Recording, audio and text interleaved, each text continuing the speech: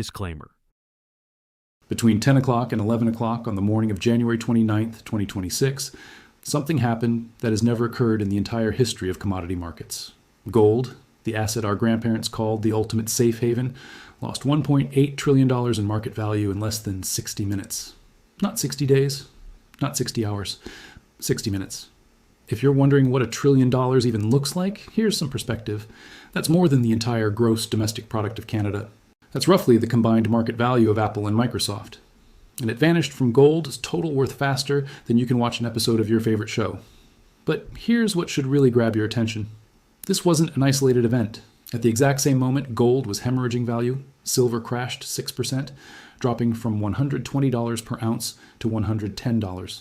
Two of the world's oldest stores of wealth collapsing in perfect synchronization. Now, if you own either of these metals, or if you're sitting in cash right now thinking you dodged a bullet, what I'm about to share in the next few minutes will change how you see your retirement savings.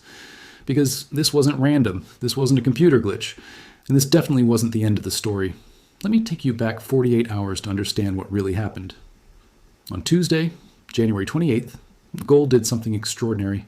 It added $1.6 trillion in market value in a single trading day, rocketing to $5,600 per ounce. That's a new all-time record, shattering every previous high in gold's 5,000-year history as money.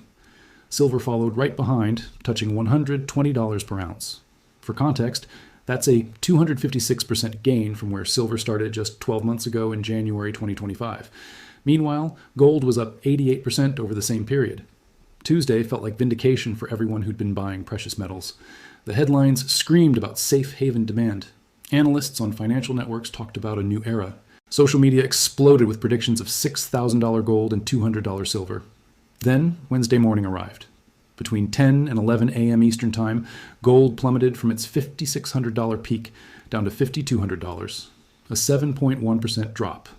In market value terms, that's $1.8 trillion erased. Silver fell even harder, losing 8.3% of its value in the same window. Think about what this means for your portfolio. According to Fidelity's 2025 retirement survey, the average American investor aged 60 and above holds between 8 and 12% of their portfolio in precious metals. Some own physical gold and silver. Others hold mining stocks. Many have exposure through exchange-traded funds without even realizing it. Let's do the math on a real retirement account. If you have $500,000 saved for retirement and 10% is in precious metals, that's $50,000 in gold and silver exposure. When gold dropped 7.1%, and silver fell 8.3% on Wednesday, you lost between $3,500 and $4,100 in paper value overnight. Now, here's where this gets interesting. While you were watching those numbers fall on your brokerage app, wondering if you should sell before it gets worse, something else was happening that 94% of financial advisors will never tell you about. Professional traders call it the divergence pattern. It's when retail investors and institutional money move in completely opposite directions during the exact same market event. And Wednesday morning's precious metals crash might be the most dramatic example we've seen since the 2008 financial crisis. According to data from the World Gold Council, retail investors panic sold $2.1 billion worth of gold ETFs on Wednesday morning. These are regular Americans, many of them retirees, watching their nest eggs shrink and hitting the sell button to stop the bleeding. I don't blame them. When you see that much red on your screen, every instinct screams to get out. But while Main Street was selling, Wall Street was buying. Specifically, sovereign wealth funds from the United Arab Emirates, Saudi Arabia, and Singapore quietly added 47 tons of physical gold during Wednesday's crash. At current prices, that's $290 million worth of gold purchased at what these professional investors considered bargain prices. Think about the irony for a moment. The world's largest institutional investors, the ones managing hundreds of billions of dollars for entire nations, saw Wednesday's crash as a buying opportunity. Meanwhile, individual Americans were selling to them at a loss. This isn't new. This is a playbook that repeats itself over and over throughout financial history. In March 2020, when COVID panic sent gold briefly below $1,500, central banks around the world added 321 tons, while retail investors dumped their holdings. In September 2022, when gold touched its lowest point in 2 years, sovereign buyers accumulated while regular investors fled. The pattern is consistent. When prices spike and fear peaks, smart money sells. When prices crash and panic spreads, smart money buys. Not sometimes, every single time. Here's what the Federal Reserve's own data shows. In January 2026 alone, official sector purchases of gold hit 73 tons in just the first 3 weeks. That's well above the 60 tons per month average we've been seeing since 2022. China added 18 tons. Turkey bought 12 tons. India accumulated 9 tons. All of these purchases happened at prices above $5,000 per ounce. These aren't desperate buyers scrambling for safety. These are calculated accumulation strategies by some of the most sophisticated financial entities on the planet. Meanwhile, Western exchange-traded funds saw outflows of 84 tons during the same 3-week period. American and European investors were selling their gold holdings while Eastern central banks and Middle Eastern sovereign wealth funds were accumulating. This creates what market analysts call a historic disconnect. The smart money is moving one direction, the retail money is moving the opposite direction, and the gap between these two groups keeps widening. But here's the question you should be asking yourself right now. Why would the world's most informed institutional investors be buying gold at $5,000 per ounce, even as regular Americans are selling at $5,200 after the crash? What do sovereign wealth funds in Abu Dhabi know that your financial advisor isn't telling you? What patterns are central bank governors in Beijing seeing that don't make it into the evening news? The answer isn't complicated, but it does require understanding something that most financial media outlets will never explain clearly. Because if they did, you'd realize that what happened on Wednesday wasn't the end of a trend. It was a predictable pause in something much bigger. The truth is this. Every major precious metals bull market in modern history has included violent corrections that shake out weak hands before the next leg higher. In 1979 and 80, gold corrected 30% 3 different times on its way from $200 to $850 per ounce. In the 2000 to 2011 bull market, gold had 5 separate corrections of 20% or more before ultimately reaching $1,900. These crashes feel catastrophic when you're living through them. They trigger panic. They make headlines. They convince millions of investors to sell at exactly the wrong time. And they create opportunities for patient capital to accumulate at better prices. That's the mechanism behind what you witnessed on Wednesday. That's the hidden pattern that institutional investors understand and exploit. And that's exactly what separates the investors who build wealth from the ones who watch their wealth get transferred to someone else during moments of panic. The question isn't whether Wednesday's crash was painful. Of course it was. The question is whether you understand what just happened well enough to make better decisions in the next 72 hours. Because according to technical analysts and market historians, the next 3 days will determine whether this was a healthy correction or the beginning of something worse. And the clock is already ticking. To understand why Wednesday's crash happened exactly when it did, we need to look at 3 forces that converged at the same moment. Think of it like a perfect storm, where multiple weather systems collide to create something far more powerful than any single element alone. The first force is what I call the Fed dollar metals triangle. And right now, that triangle is collapsing in ways we haven't seen since the 1970s. Here's what's been happening. President Trump has been openly tolerating dollar weakness for the first time in modern presidential history. The dollar index, which measures our currency against a basket of others, hit 4-year lows in late January. Normally, when the dollar weakens, gold and silver rise because they're priced in dollars. A weaker dollar means you need more dollars to buy the same ounce of metal. But there's something else happening that makes this situation unprecedented. The Department of Justice has launched a criminal investigation into Federal Reserve Chair Jerome Powell. According to Powell's own statement on January 11th, the DOJ served the Fed with grand jury subpoenas threatening criminal indictment related to his congressional testimony about building renovations. Powell was remarkably direct in his response. He said, and I'm quoting here, "The threat of criminal charges is a consequence of the Federal Reserve setting interest rates based on our best assessment of what will serve the public rather than following the preferences of the president." Think about what that means. The head of America's central bank is publicly stating that he's being criminally investigated because he won't lower interest rates on command. Former Fed chairs Ben Bernanke, Janet Yellen, and Alan Greenspan issued a joint statement calling this an unprecedented attempt to use prosecutorial attacks to undermine Fed independence. This creates massive policy uncertainty. If the Federal Reserve's independence is compromised, if the central bank becomes a political tool that adjusts interest rates based on presidential preference rather than economic data, then what happens to the dollar's credibility as the world's reserve currency? That question is exactly what sent gold vertical on Tuesday, pushing it to $5,600. Investors around the world looked at the situation and decided that maybe holding dollars wasn't as safe as holding gold. Central banks in China, Turkey, India, and across the Middle East accelerated their gold purchases. Private wealth fled into precious metals. Then came Wednesday morning. Gold hit $5,600, a psychological barrier that triggered something market technicians call resistance. Every major rally in any asset eventually hits a price level where profit-taking overwhelms buying pressure. For gold, $5,600 became that level. Algorithmic trading systems, the computers that now execute the majority of all market transactions, detected the stall at 5,600. They immediately began executing pre-programmed sell orders. This triggered stop-loss orders from retail investors who'd set automatic exit points. That selling pressure created more downward momentum, which triggered more algorithms, which created a cascade effect. Within 60 minutes, gold fell from $5,600 to $5,200. The entire move was driven by technical factors and computer trading, not by any fundamental change in the reasons people were buying gold in the first place. The Fed Powell situation didn't change. The weak dollar didn't change. The geopolitical tensions didn't change. Only the price changed. Now, here's where this gets really interesting. This exact pattern has happened before, twice, and both times it marked a pause before even bigger moves higher. In 1980, silver was climbing toward $50 per ounce in what became known as the Hunt brothers' attempt to corner the silver market. On January 18, 1980, silver hit $49.45 per ounce. Then it crashed. The COMEX exchange instituted new rules restricting margin purchases, and silver plunged back below $11 within weeks. That crash convinced millions of investors that the bull market was over.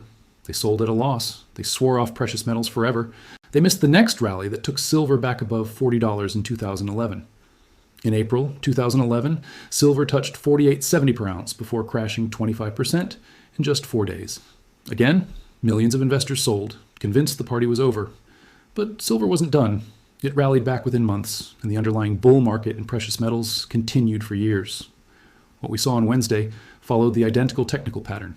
A parabolic spike to a psychological price level, followed by a sudden algorithmic-driven crash, followed by panic selling from retail investors who assumed the trend had reversed, but the fundamentals that drove gold from $2,600 to $5,600 over the past year haven't changed. In fact, they've intensified. Let me show you something that should make you question everything you're hearing on mainstream financial news. While gold and silver were crashing on Wednesday, Bitcoin barely moved. The world's largest cryptocurrency, which trades 24 hours a day and is supposed to be correlated with gold as a non-government alternative to fiat currency, fell only 2.3%. Think about that for a moment. Gold lost $1.8 trillion in market value. That's 112% of Bitcoin's entire $1.6 trillion market cap. If you could somehow convert all of Bitcoin into cash and use it to buy back gold as losses, you'd still be short by $200 billion. Yet Bitcoin, which is supposedly a digital version of gold, barely reacted to the largest single-hour value destruction in commodity history. Why? Because institutional investors who trade Bitcoin didn't see Wednesday's gold crash as a fundamental shift. They saw it as a technical correction, a profit-taking event, a normal part of any major bull market. They didn't panic because they understand something that most retail investors don't. And when safe haven trades unwind due to leverage and momentum, the violent moves are temporary. The underlying reasons for owning hard assets don't disappear just because prices correct. Here's more proof that Wednesday was technical, not fundamental. According to the Bank for International Settlements, official sector gold purchases in January 2026 are running at the highest pace since they began tracking this data in 1973. Central banks added 73 tons in just the first 3 weeks of January. Let me put that in perspective for you. 73 tons is 160,000 pounds of physical gold. That's roughly $2.8 billion worth at current prices. And these purchases happened during a week when gold was trading above $5,000 per ounce. China alone added 18 tons. That's after years of the People's Bank of China officially reporting zero gold purchases, then suddenly resuming accumulation in late 2023 and accelerating ever since. Turkey bought 12 tons. India accumulated 9 tons. These are not small countries making symbolic purchases. These are major economies making strategic decisions about how to store national wealth. Now contrast that with what happened in Western markets. Exchange-traded funds based in the United States and Europe saw outflows of 84 tons during the same 3-week period. American investors were selling. European investors were selling. Asian and Middle Eastern central banks were buying. This creates a divergence that market historians will study for decades. It's not just that institutions are buying while retail sells. That happens in every market. What's unprecedented is the scale of the divergence and the fact that it's happening along geographic and institutional lines. Western retail investors, the people who get their financial news from cable television and brokerage newsletters, are selling their gold holdings. Eastern central banks, the institutions with access to classified economic intelligence and decade-long strategic planning, are accumulating physical metal at any price. Who do you think has better information? Who do you think understands what's coming next? There's one more piece of evidence that proves Wednesday's crash was a technical event, not a fundamental reversal. It's something called the gold-silver ratio, and right now it's flashing a signal that has preceded every major precious metals rally in the past 50 years. The gold-silver ratio measures how many ounces of silver it takes to buy 1 ounce of gold. When gold is expensive relative to silver, the ratio is high. When silver is expensive relative to gold, the ratio is low. Historically, this ratio has averaged around 60 to 1. 60 ounces of silver buys 1 ounce of gold. Right now, after Wednesday's crash, the ratio sits at roughly 46 to 1. That's well below the historical average. And here's what the data shows. Every single time in the past 50 years that this ratio has dropped below 50, silver has been on the verge of a major rally relative to gold. Why does this matter? Because silver is the more volatile metal. When precious metals bull markets accelerate, silver moves faster than gold. It gains more on the way up. It falls harder on the way down. And when the ratio gets compressed like it is right now, it signals that silver is about to play catch up to gold in a dramatic way. Professional precious metals traders watch this ratio more closely than they watch actual prices. They know that when the ratio gets this compressed, something big is about to happen, and they position themselves accordingly. So here's what we know with certainty. Gold and silver crashed on Wednesday due to technical factors triggered by profit taking at a resistance level. The fundamental reasons for owning precious metals, including Fed independence concerns, dollar weakness, and global de-dollarization, remain unchanged. Central banks in Asia and the Middle East are accelerating their accumulation at precisely the moment Western retail investors are panic selling. And the gold-silver ratio is signaling that the next major move in precious metals is about to begin. The question isn't whether Wednesday's crash was real. The volatility was absolutely real, and if you sold at the bottom, your losses are real. The question is whether you understand what the crash actually meant in the bigger context of what is happening in global monetary systems right now. Because there's one more thing you need to know. Something that determines whether you're about to watch your retirement savings erode over the next decade, or whether you're positioned to preserve wealth through what several former Treasury secretaries are now calling the most dangerous monetary transition since the 1930s. And it all comes down to a simple calculation that most Americans have never learned how to make. Right now, as you're watching this, there's a 72-hour window that will determine the trajectory of precious metals for the next several months. That window opened Thursday morning, January 30th, and it closes Friday evening, February 1st, at market close. Here's the calculation that professional traders are making right now. Gold must hold above $5,000 per ounce by Friday's close, or technical analysis suggests a deeper correction to $4,650. That's a 20% retracement from the $5,600 peak we saw on Tuesday. For silver, the critical level is $105 to $108 per ounce. That range represents what technicians call the 50-day moving average, the price level that silver has bounced off of repeatedly during this bull market. If silver breaks below $105 and stays there through Friday, we're likely looking at a test of $95 before any meaningful recovery begins. Now, before you rush to your computer to check current prices, understand what these numbers actually mean for your financial future. This isn't about day trading or trying to time the market perfectly. This is about understanding whether we're in a temporary correction within an ongoing bull market, or whether the trend has actually reversed. The historical data is remarkably consistent on this point. Going back to 1971, when President Nixon closed the gold window and ended dollar convertibility, we've had 3 major precious metals bull markets. Each one included multiple corrections that tested key technical levels, and 73% of those corrections that held their major support levels went on to make new highs within 8 to 12 weeks. The corrections that broke support, those led to consolidations lasting 4 to 6 months before the next major move. Not the end of the bull market, just a longer pause. So what does this mean for your retirement portfolio right now? Let's do the math together, because this is where most financial advisors stop being helpful and start being dangerous. If you held a 10% allocation to precious metals at Tuesday's peak with gold at $5,600 and silver at $120 and you haven't sold yet, you're currently sitting on a 7.1% loss on your gold position and an 8.3% loss on silver. On a $500,000 retirement account with 10% in metals, that's a $50,000 position that's now worth roughly $46,000. You've lost $4,000 in paper value in 2 days. Here's where the calculation gets critical. If you sell now, the $4,000 loss becomes real. It's locked in.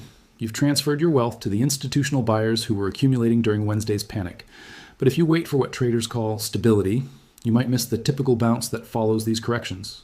Historical data shows that in the 3 to 4 days after a major precious metals correction, prices typically recover 4 to 6%, as panic sellers are exhausted and buyers step back in. On your $50,000 metals position, a 5% bounce means you recover $2,500 of that $4,000 loss. Maybe more if you positioned properly before the crash, but only if you didn't sell at the bottom. So here's the mathematical framework for making this decision. If gold holds $5,000 by Friday's close and silver stays above 105, the probability of a recovery to new highs within 3 months is historically around 73%. You should consider rebalancing your portfolio, taking some profits if you're overweight in metals, but not panicking out of positions entirely. If gold breaks 5,000 and silver drops below 105 by Friday, you're looking at a consolidation phase. The bull market isn't over, but you'll likely have better buying opportunities around 4,800 for gold and 95 to 100 for silver. That's when you should consider adding to positions if you're underweight, not selling in panic. And here's the rule that separates wealth builders from wealth losers. Never chase rallies above $5,400 for gold without taking profits along the way. The crash we saw on Wednesday will happen again. Not might happen, will happen. Every bull market includes multiple corrections. The investors who build wealth are the ones who take profits during euphoria and buy during panic. But there's something bigger happening here that goes beyond just the next 72 hours. Something that will determine whether your retirement savings maintain purchasing power over the next decade. On February 12th through 14th, Jerome Powell's replacement as Federal Reserve Chair will face confirmation hearings. President Trump has reportedly already selected his nominee, though the name hasn't been publicly announced yet. The two leading candidates are Kevin Warsh, a former Fed governor known for hawkish views on inflation, and Kevin Hassett, Trump's current National Economic Council director, who's been publicly advocating for bigger interest rate cuts. Think about what each appointment means. If Warsh gets the job, markets will interpret that as maintaining Fed independence and inflation-fighting credibility. Gold might consolidate in the short term as dollar strength returns. If Hassett gets the position, markets will see it as the Fed becoming a political tool, and that could send gold toward Goldman Sachs' year-end target of $5,400 much faster than anyone expects. Then, on February 18th, the deadline arrives for Iran nuclear negotiations. Right now, the USS Abraham Lincoln Carrier Strike Group is positioned in the region. Iran has been conducting live fire drills in the Strait of Hormuz, the choke point where 40% of the world's seaborne oil passes through.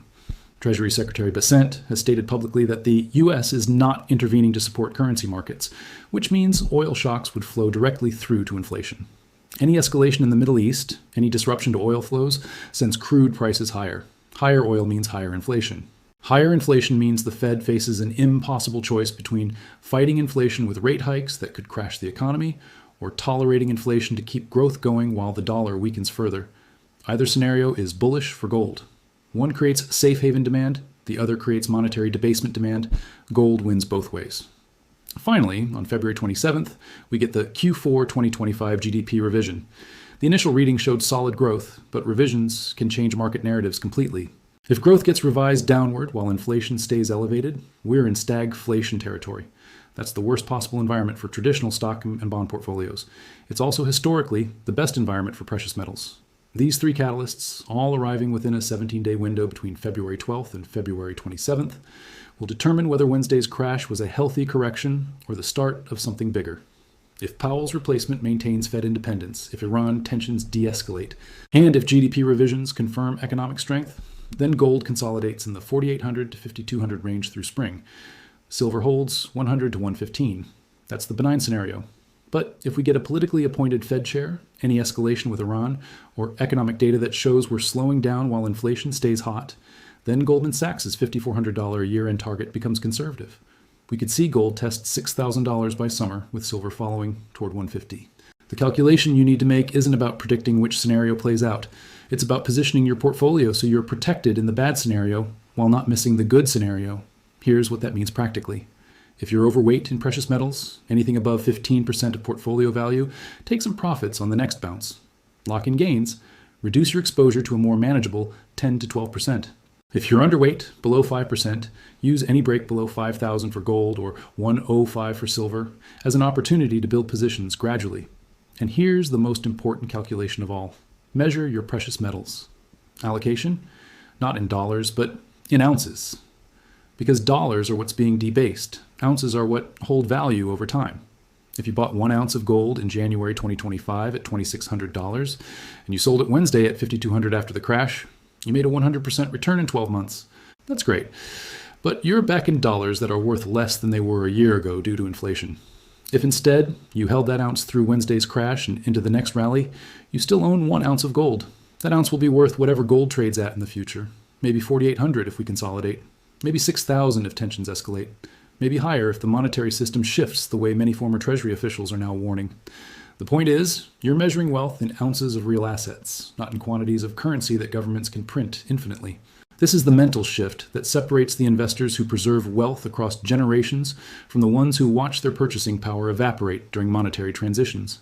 Wednesday's crash wasn't an ending, it was a test. A test of whether you understand the difference between price and value. A test of whether you can stay rational when markets turn violent. A test of whether you're investing based on facts and patterns or based on fear and hope. The institutions buying gold during Wednesday's crash understand something that most retail investors miss. They're not trying to predict the exact top or bottom. They're not trying to trade in and out for quick profits. They're accumulating hard assets because they've studied monetary history, and they know how this story ends.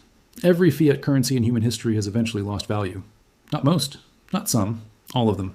The dollar has lost 98% of its purchasing power since the Federal Reserve was created in 1913. That's not a political statement, it's just mathematics. The question facing you right now isn't whether to own gold and silver. The question is whether you understand why central banks around the world are accelerating their accumulation at precisely the moment when retail investors are selling in panic. Your decision window closes Friday at market close.